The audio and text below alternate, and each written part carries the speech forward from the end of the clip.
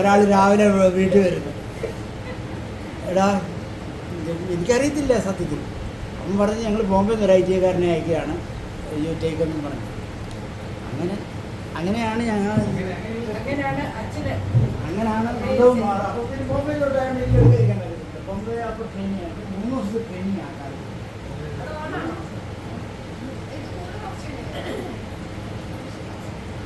എന്താണ് കട്ടില്ല. അങ്ങനെയാണ് നമ്പർമാർ എൻ്റെ വീട്ടിൽ ആക്കിയത്.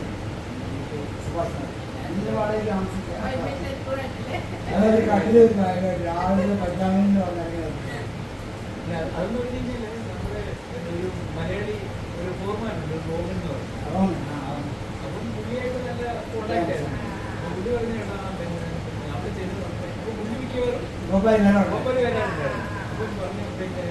ഇവിടെ ഒരു കട്ടിൽ എൻ്റെ ഉണ്ട്. പ്രൊഫസർ ഞങ്ങളുടെ വാച്ചിൽ നിന്നും അറിയാമേ 5 പേര് കിടക്കുന്നു. അപ്പൊ അങ്ങനെ പറഞ്ഞ് പുള്ളി ഫോൾഡിങ് ടൈപ്പ്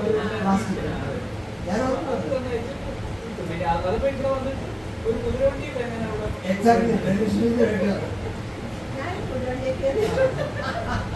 അപ്പൊ അത് കഴിഞ്ഞ് അതെ ഞങ്ങൾ റെയിൽവേ സ്റ്റേഷനില് ഈ ഇപ്പന്മാർ റിക്ഷക്കാർ ബഹളം വെക്കും. അപ്പം ഇതിലോട്ട് അപ്പോൾ നമ്മൾ ഇച്ചിരി ഒരു ലോൺലി പ്ലേസിലോട്ട് വരുമ്പോൾ അവിടെ കുതിരോട്ട് വരും. രാത്രി മിഡ്നൈറ്റ് ആണല്ലോ കേരള വരുന്നത്. പക്ഷെങ്കിൽ കുതിരോണ്ടിയുടെ പ്രയാസം അറിയുന്നത് എപ്പോഴാണെന്ന് ചോദിച്ചു കഴിഞ്ഞാൽ രാജ്ഭവനിലോട്ട് കയറ്റം കയറുമ്പോഴും ജോർജോട്ടിലെ കയറ്റം കയറുമ്പോൾ ഈ കുതിര വണ്ടി ശരിക്കും കഷ്ടം നമ്മൾ അങ്ങോട്ട് ഏരിയയിൽ തന്നെ സത്യത്തിൽ സൃഷ്ടിച്ച് കുതിരവണ്ടി ചെയ്തത്. റോഡ് ഭയങ്കര ഹിബിയാണ്. അതെ ബാക്ക് സൈഡാണ്. അങ്ങനെ നന്ദകുമാർ അപ്പം കുഞ്ഞിനെ വിളിച്ച് പറഞ്ഞു ജോർജിനെ കർഷകരായിട്ട് വേണ്ട നന്ദകുമാർ മതി.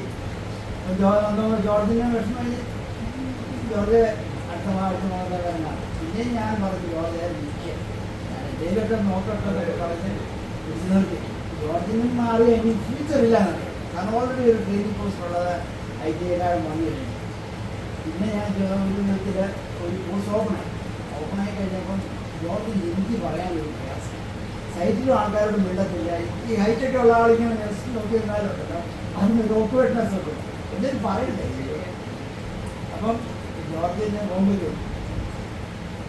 വിട്ടപ്പോൾ ബോംബെയിലെ ബോസിന് കാര്യം പണിയില്ല നല്ലപോലെ പുള്ളി അളവ് മൂടിയാണ്. അവർക്കത് മനസ്സിലായി. പുള്ളി എടുത്തില്ല.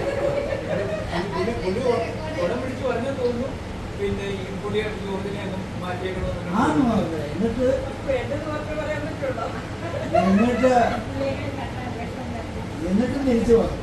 ബോംബെന്ന് അപ്പോയിൻമെന്റ് കൊടുത്തത്. രണ്ടാമത്തെ ഇന്റർവ്യൂവിനും പറഞ്ഞില്ല. അദ്ദേഹത്തെയും ഇമ്പോർട്ട് ഡെബിറ്റ് സാർ പറയുന്നവരെ എല്ലാം ടോമിനെയും കുറച്ചൊക്കെ എല്ലാത്തിനും എടുക്കുക. ജോർജിനെ എടുക്കത്തില്ല. അതുപോലെ ഉണ്ട് ജോർജിനെ എടുക്കുന്നില്ല.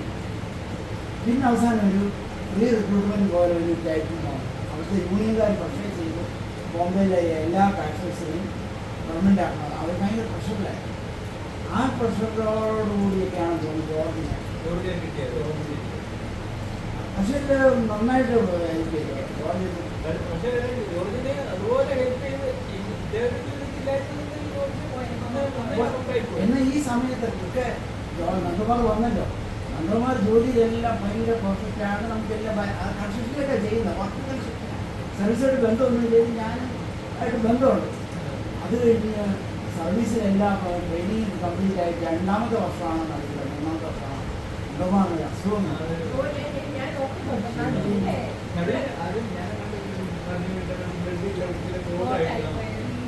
എല്ലാ ദിവസവും എന്നിട്ട് നന്ദകുമാറിന് വർക്ക് ഇഷ്ടംപോലെ ഉണ്ട്. പക്ഷേ നന്ദകുമാർ രാവിലെ റിപ്പോർട്ട് ചെയ്യാൻ വളഞ്ഞാതാണില്ല.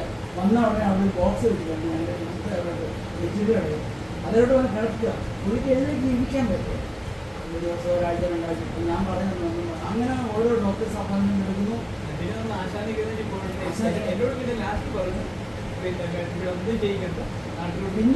പിന്നെ ലാസ്റ്റ് പോയിട്ട് അപ്പം ബോംബെന്ന് എൻ്റെ ക്യാൻറ്റീനിലെല്ലാം പിറ്റേന്ന് പോകുന്നുണ്ട്. ഇപ്പോൾ പൈസയ്ക്ക് പ്രയാസമൊന്നുമില്ല. അന്ന് സ്റ്റൈലൻ്റാണ്.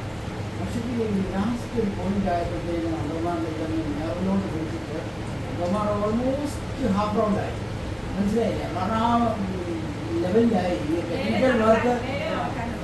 മെഷീനുകളിൽ ഒരു ലാഡ് പോലും കയറാൻ വയ്യാത്ത സ്റ്റേജ് വന്നു. പിന്നെയും ഡോക്ടേഴ്സിൻ്റെ അപ്പോയിൻമെൻറ്റ് എടുക്കുമ്പോൾ അവർ ഓരോ വട്ടം ഇങ്ങനെ സപ്ലിമെൻ്റ് ഇങ്ങനെ കൂടി അത് ഒരുമാതിരി ലെവലായി. നമുക്ക് ലാസ്റ്റ് ഒരു ഇങ്ങനെ സർജറികളുണ്ടെന്ന് പറഞ്ഞപ്പോൾ ഞാൻ പറഞ്ഞു അടുത്ത ട്രെയിനിന് മാറി പുഷ്പഗിരി. വീട്ടിൽ പോയി പോയത് പുഷ്പഗിരി കയറി അഡ്മിറ്റ് ആണോ ഞാൻ ആദ്യം പറഞ്ഞത്. ഇത് ഞാൻ നേരെ വീട്ടിൽ ചെന്നു. വീട്ടിൽ ചെന്നിട്ട് അച്ഛൻ്റെ മാമൻ്റെ മോൻ ഡോക്ടറാണ്. കോട്ടയം അവിടെ കോട്ടയം മെഡിക്കൽ കോളേജില്ല. അപ്പം അച്ഛൻ നേരെ അങ്ങോട്ട് കൊണ്ടുപോയി. അപ്പോൾ എന്നിട്ട് പുള്ളിയുടെ വീട്ടിൽ ഞങ്ങൾ അപ്പം പുള്ളി അയക്കുന്നതാണ്. അവിടെ പോയി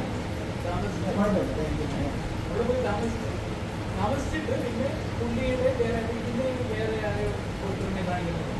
അയാളുടെ അടുത്ത് പോയതിനെ അയാൾ പറഞ്ഞിട്ട് അവിടെ ഇത്രയും നല്ല ട്രീറ്റ്മെൻറ്റ് ഇല്ലെന്ന് പറഞ്ഞാൽ അയാൾ കുറേ വഴക്ക് പറഞ്ഞിട്ട് അയാൾ പറഞ്ഞു ഒന്നും ചെയ്യണ്ട, ഒരു മാസം മരുന്ന് കഴിച്ചാൽ മതി പോകുന്നു. ഇങ്ങനെ ഒരു മാസം മരുന്ന് 2-3 മാസം ടെസ്റ്റുമൊക്കെ ഇട്ടു. ആ സമയത്ത് നന്ദകുമാറിൻ്റെ സ്റ്റാറ്റസ് ഇടുന്നതാണല്ലോ എല്ലാം. അവർക്ക് ബോംബെക്കാർക്ക് ഒരു സംശയം, നന്ദകുമാർ വീട്ടിൽ പോലെ ഒരു ജോബ് സെറ്റാക്കിയിരുന്നിടം വരെ ഇവിടെ ട്രൈ ചെയ്തിരിക്കുകയാണ്. മനസ്സിലായി, മലയാളികളുടെ പറ്റിപ്പാണല്ലോ, അണ്ടർ എംപ്ലോയ്മെൻറ്റുമാണ്. അവിടുത്തെ ജോബ് ശരിയാവുമോ ഇല്ലയോ എന്ന് അറിയാൻ വേണ്ടി പോയിരിക്കുകയാണ്. Is not going to come back എന്നുള്ള ലെവലായിക്കഴിഞ്ഞു. എന്നിട്ട് എനിക്കാണെങ്കിൽ ഒരാളോട് സജഷൻ ചോദിക്കാനില്ല. ഞാനിവിടെ ഞാൻ കേസ് പറയണേ നോ പറയണേ. അപ്പം നമ്മൾ 2-3 പേര് ഒരേ ലെവലിലുണ്ടെങ്കിൽ നമുക്ക് ഓഫീസിൽ ഡിസ്കസ് ചെയ്തിട്ട് ഒരു മാറ്റിന് റെസൊല്യൂഷൻ എല്ലാം എൻ്റെ ഒരു ഏസ് ഓർണമെൻ്റാണ് ഇങ്ങനെ വാക്കുകൾ പോകുന്നത്. അന്ന് നമ്മൾ ഇച്ചിരി ഓവർടോക്കിംഗ് ഒക്കെ ആയിരിക്കുന്നുണ്ട് ഇന്നോ ബോസായിട്ട്. അല്ലെങ്കിൽ റേഡിയോയിലൊന്നും മിണ്ടാണ്ടിരിക്കുന്നു. ഇതുപോലുള്ള ഭോപ്പാലിൽ നിന്നുള്ള ബോംബെന്നുള്ള ആൾക്കാരൊക്കെ ചിലപ്പോൾ ഏത് ഇൻഫർമേഷനാണ് അവിടെ കൊടുത്തിരിക്കുന്നത്, എന്താണ്. അപ്പം എനിക്ക് സ്ട്രഗിൾ ഉള്ളൊരു പീരീഡാണത്. ബട്ട് എനിക്ക് നന്ദകുമാർ റെക്കവറായി വന്നു. വളരെ കംഫർട്ടബിളായിട്ടൊരു ലെവലിൽ നമ്മൾ സ്റ്റോറി ഒരാഴ്ചക്കുള്ളിൽ ഞാൻ പിന്നെ അതെ ഞാനിപ്പോഴും ഓർക്കുന്നുണ്ടായിരുന്നു. കഴിഞ്ഞ കഥയിലേക്ക് പോയോ? ഞാൻ പറഞ്ഞിട്ട് പോയിട്ടില്ല. എന്നാ ഇവിടെ എന്ത് പറയില്ല. കാരണം ഇതിന് ഓരോ പൈസയും നമ്മുടെ ഇതാണല്ലോ. ഞാൻ സംഗീതം പോയി ആ പൈസ നമുക്ക് എൻകറേജ് ആദ്യം എനിക്ക് ആ ഫ്ലാറ്റ് മേടിക്കാനും അത്രയും പിന്നെ എൻകറേജ് ചെയ്തൊക്കെ ഫുഡ് തന്നെയാണ്.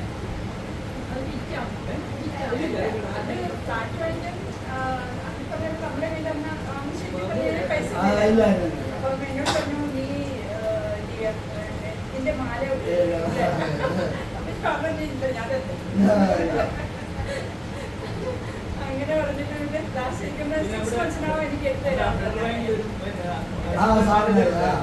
അപ്പൊ പുള്ളി അന്ന് ആദ്യം 4 പേർക്ക് വേണ്ടി അവിടെ ലോൺ കിട്ടുള്ളൂ. അതിൽ നിന്ന് ഒരാളെ കാരണം അവർ ഓപ്പൺ ചെയ്തപ്പോൾ നമ്മളൊക്കെ നമ്മുടെ ചെന്നിത്തലക്കാരനായിരുന്നു. അപ്പൊ അതെ, അപ്പൊ അങ്ങനെ പുള്ളി പറഞ്ഞു പിന്നെ തരാമെന്ന് പറഞ്ഞു. അങ്ങനെ എല്ലാം കൂടെ ശരിയായി. അത് കഴിഞ്ഞിട്ട് നിങ്ങൾ എന്തെങ്കിലും പോയിട്ട് അഡ്വാൻസ് കൊടുത്തിട്ടുണ്ടെന്ന് പറഞ്ഞില്ല. അപ്പോഴും ഞാൻ വിശ്വസിച്ചില്ലേ. എന്നോട് പറഞ്ഞു ഇല്ല ഞാൻ കൊണ്ട് അഡ്വാൻസ് കൊടുത്തിട്ട് വന്നാന്നല്ല. കാരണം ഞാൻ ഇതുപോലെ വീട് മേടിക്കും. ഞാൻ ആദ്യം ഒന്നും മേടിച്ചത് കുട്ടനാടിലായിരുന്നു. അതിന് 10,000 രൂപ കൊടുത്തത് LIG 10,000 രൂപ. ബാക്കി ഓരോ കുട്ടനാടിങ്ങനെ കൊടുത്തിരിക്കുക. നമ്മളെ ഷൈൻ്റെ കല്യാണമൊക്കെ ആവാറായപ്പോഴത്തേക്ക് ഞാൻ കമ്മീഷൻ അതിനുവേണ്ടി ലോണിന് ബോംബെ ചെയ്തപ്പോൾ അന്നത്തെ നമ്മുടെ ഹെഡ്ലേഴ്സാണ് എന്നോട് പറഞ്ഞു നീ ജമ്പ് ചെയ്താൽ നീ അച്ചീവ് ചെയ്യുക. അന്ന് 1.5 ലക്ഷം രൂപ എന്ന് പറഞ്ഞാൽ നമ്മുടെ തുകയായിരുന്നു. പക്ഷേ കമ്പനി 24,000 രൂപ ചേർത്തത് പ്രൊസീജിയർ ജമ്പ് ചെയ്തു. നീ വളരെ ഈസിയായിട്ട് അങ്ങനെ ഓരോരുത്തരും സപ്പോർട്ട് ചെയ്യാനുള്ള ഒരു സ്റ്റെപ്പ് നമുക്ക് വേണം. അതിലന്ന് എനിക്ക് ലക്കായിട്ട് ആ ഗ്രൗണ്ട് ഫ്ലോർ തന്നെ കിട്ടുകയും ചെയ്തു. ബാക്കി എല്ലാവരും നല്ല നല്ല ആൾക്കാർക്ക് ഗ്രൗണ്ട് ഫ്ലോറും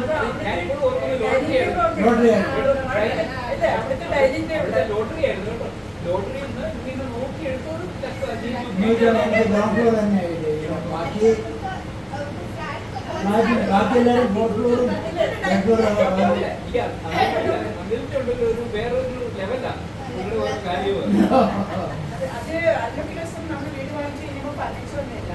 അപ്പൊ അവിടെ ആ ഡൈനിങ് ടേബിൾ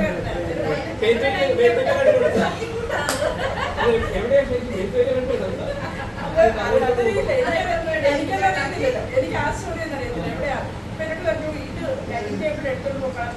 അപ്പൊ ഞാൻ പറഞ്ഞിട്ട് ആക്ച്വലി ശരിക്കും പറഞ്ഞാല് സുമയും ജോർജിന്റെ ഭാര്യ അത്രയുമായിട്ടൊരു നമ്മൾ രശ്മി വന്നതിന് ശേഷം രശ്മിയുടെ ഫസ്റ്റ് ബർത്ത്ഡേക്ക് അവർക്ക് പായസം ഉണ്ടാക്കണമെന്നാണ്. അപ്പൊ ഇങ്ങനെ ആരാ പായസം ഉണ്ടാക്കുന്നത്. അപ്പൊ ഒരു ആന്റി എടുത്തല്ലേ അപ്പൊ പറഞ്ഞു സുമ ചെയ്യുമെന്ന് ഇങ്ങനെ ലൈന് പറഞ്ഞിട്ട് എന്റെ കൂടെ. അപ്പൊ എനിക്ക് ആദ്യമായിട്ട് ഞാൻ നാട്ടിൽ വന്നിട്ട് 2 ആഴ്ച കഴിഞ്ഞതേ ഉള്ളൂ. നാട്ടിൽ വന്നിട്ടും ആദ്യമായിട്ട് എന്നോട് പയർ പായസം ഉണ്ടാക്കി ആ രശ്മിയുടെ ബർത്ത്ഡേ ഫസ്റ്റ് ബർത്ത്ഡേ. അന്നേരം നമ്മള് ഉണ്ട്. പക്ഷെ ശൈലിച്ചത് ശരിക്കും ക്ലോസാ. പക്ഷെ എനിക്കൊന്നും പിന്നെ എനിക്ക് തോന്നുന്നു കൃഷ്ണനെ ഞങ്ങൾ സെന്റ് മേരീസിൽ ചേർത്തു. അന്നും പിന്നെ സിനിമയ്ക്ക് അവിടെ ജോലിയൊക്കെ ആകോ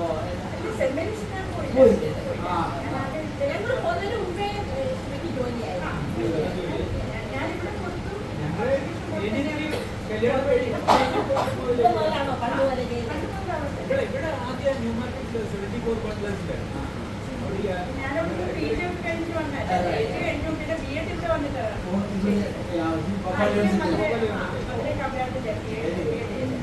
പിന്നെ ഇവിടെ എന്റെ റെക്കോർഡ് മുഴുവൻ എന്റെ സർട്ടിഫിക്കറ്റ് മുഴുവൻ വരച്ച് ഇവിടെ ഒരു വയസ്സുണ്ടായിരുന്നു. അപ്പൊ അതെല്ലാം കരിയർ കോളേജ് ക്ലാസ്സിന് ഇവിടെ ഇങ്ങനെ വെച്ചിട്ട് ബാഗിൽ വെച്ചിട്ടുള്ള ഇങ്ങനെ കൊണ്ടുവരും അവിടെ. അപ്പൊ ക്ലാസ് കിടക്കുന്ന സമയത്ത് അത് കഴിഞ്ഞ് തിരിച്ചു കൊണ്ടേ കൊണ്ടുവരും. ഇവിടെ എന്റെ ഒരു ചാർട്ട് പോലും ഇല്ല വരയ്ക്കാത്തത്. എല്ലാത്തിനകത്തും എടുത്തിട്ട് വരച്ചിട്ട് എനിക്ക് തരും. പിന്നെ ഞാൻ ഓൾറെഡി ഈ ഒരു പൊസിഷനിലൊക്കെ ആയി. എന്നും വർക്ക് തന്നെ ഈ ഓട്ടോ ഷൈനി ആ പിള്ളേരെ കൊണ്ട് ബോർഡ് അടിച്ചപ്പോൾ ഷൈനി പറഞ്ഞു ഇനി പറ്റി കഴിയില്ല. ഞങ്ങൾ അവരുടെ വീട്ടിലും ബോർഡ് അടിച്ചു. പിന്നെ എനിക്കും അറിയാം നമ്മളൊരു 5 വർഷം ഒരേ പൊസിഷനിലൊക്കെ 5 കൂടുതൽ ചെയ്യുന്ന നമ്മുടെ കമ്പനിക്കോ അല്ലെങ്കിൽ ആർട്ടിസ്റ്റോ മാറ്റം വരുന്നു. വേറൊരാൾ വരുമ്പോൾ ചിലപ്പോൾ അയാളുടെ ഒരു ഔട്ട്പുട്ട് വേറെ കൂടെ ഉള്ളതുകൊണ്ട് ഒന്നുകിൽ അവർക്കും വളരാനുള്ള സാധ്യത വരും. ഒരാൾ വിട്ടുകൊണ്ടും ചിലപ്പോൾ 2-3 പേർക്കായിരിക്കും ഇതുപോലെ സാധ്യതകൾ വരും. അങ്ങനെ ഒരു മനസ്സിലുണ്ടായിരുന്നു. ഇനി നമുക്ക് വേറെ ലൈഫ് ഇരിക്കണം. ഞാൻ വേറെ കമ്പനിയായിട്ട് ട്രൈ ചെയ്യാൻ തുടങ്ങിയായിരുന്നു. പലരും അങ്ങനെ ട്രൈ ചെയ്യാൻ തുടങ്ങി. പക്ഷേ ഒന്നും അങ്ങോട്ട് പിന്നെ സബ് കോൺട്രാക്ടിങ് പോലെ അന്ന് അതൊക്കെ ഒരു വേറെ ഫീൽഡാണ്. അങ്ങനെ അപ്പോൾ ആ ഫീൽഡായി. പിന്നെ രണ്ടാമത് ഇതിങ്ങനെ ഇപ്പോൾ ഒരു റോഡ് മേടിക്കണമെന്നുള്ള ഒരാഗ്രഹം. അപ്പോൾ ഇങ്ങനെ എൻ്റെ മനസ്സിലൊരു എവിടെയെങ്കിലും ഒരു കോർണർ എന്ന് പറഞ്ഞിങ്ങനെ നോക്കി. അന്നേരം പിന്നെ ഒരു ദിവസം ഇവിടെ അടുത്ത് തന്നെ ഒരു ചേട്ടന്. അപ്പോൾ പുള്ളി ഇങ്ങനെ അന്വേഷിക്കുന്നുണ്ടായിരുന്നു. ഇവിടെ അടുത്ത് തന്നെ. അപ്പോൾ പുള്ളിക്ക് ആഗ്രഹമുണ്ട് ഞാൻ ഇവിടെ അടുത്ത് തന്നെ വരണം. പുള്ളി ഒരു ദിവസം എന്നെ വിളിച്ചു ഇപ്പോൾ ഒരു കോർണർ പ്രോബ്ലമുണ്ട്, നമുക്ക് പോയി അവരെ കണ്ടാലോ എന്നൊക്കെ പറഞ്ഞ് അങ്ങനെ ഞങ്ങൾ അവിടെ പോയി. അപ്പോൾ അന്ന് കണ്ട് ഇത് മേടിക്കുന്നതിന് ഇച്ചിരി കൂടെ റേറ്റ് അവർ പറഞ്ഞു. എന്നാലും വിചാരിച്ചു 10 രൂപ കൂടി മേടിക്കണമെന്ന് വിചാരിച്ചു മേടിച്ചു. പക്ഷെ അന്ന് കണ്ടത് പിന്നെ തൊമ്മി അങ്ങനെ കുട്ടിപ്പേരിൽ വീടിന് വേണ്ടിയിട്ട് പുള്ളിക്ക് ലോണെല്ലാം സാങ്ഷൻ ആയിട്ടുണ്ടാവും. പുള്ളി പൈസ അഡ്ജസ്റ്റ് ചെയ്തിട്ട് എനിക്ക് തന്നു ഇത് മേടിക്കാൻ വേണ്ടി. അങ്ങനെ എല്ലാവരും സപ്പോർട്ട് ചെയ്ത് നല്ലൊരു ലൈഫായിരുന്നു. പക്ഷേ ജോർജ് നമ്മുടെ കൂടെ വീണ്ടും കാര്യമായിരുന്നു. പിന്നെ ക്ലോസ് ആയി. പിള്ളേർ ഇവര് കളിക്കാനും എല്ലാം ആയിട്ട്. പിന്നെ ഒരു ഉമ്മനെങ്കിലും ഉണ്ടായിരുന്നു. അറിയാവോ? അവരവിടെ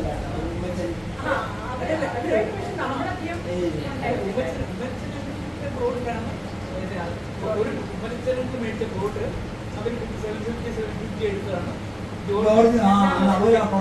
അപ്പോഴും കൂടെ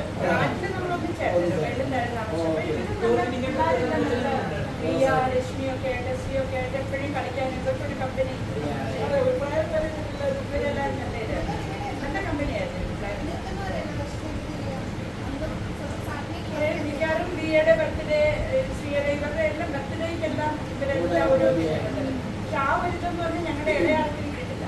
അല്ലെങ്കിൽ ഒരിക്കലും അങ്ങനെ ഒരു കളിക്കാനുള്ള ഒരു സിനിമയുടെ സിസ്റ്റേഴ്സ് അവർക്ക് എപ്പോഴും അവരില്ല. ഒരാൾ രണ്ടുപേരും ഇപ്പൊ നാട്ടിൽ സെറ്റായി. ചേച്ചി മക്കളൊക്കെ മക്കളുമായിരുന്നു. ഇങ്ങോട്ട് പേര് ആരും വരാറുണ്ടോ? രണ്ട് കമ്പനീസ് എല്ലാവരും ഉണ്ടായിരുന്നു. രണ്ടിടത്തൊന്നും എല്ലാവരും ഉണ്ടായിരുന്നു. എന്റെ വീട്ടിൽ നിന്ന് എല്ലാവരും അതിപ്പോ അടിച്ചു അടിപൊളിയായിരുന്നു. ഭയങ്കര ഇതായിരുന്നു. അതുപോലെ ഒരു ഇളയ സിസ്റ്ററിന് ബാംഗ്ലൂരിന്റെ ഹസ്ബൻഡിന്റെ എനിക്ക് നേരെ മുമ്പ് ചേച്ചി.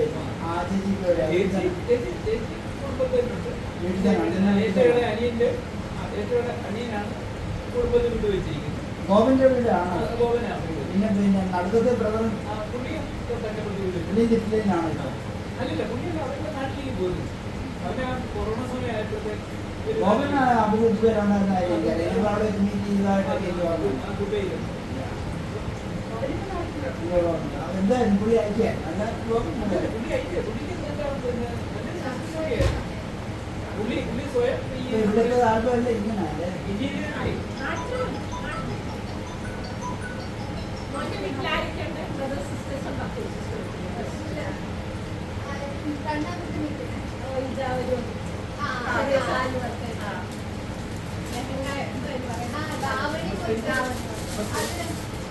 നമസ്തേ.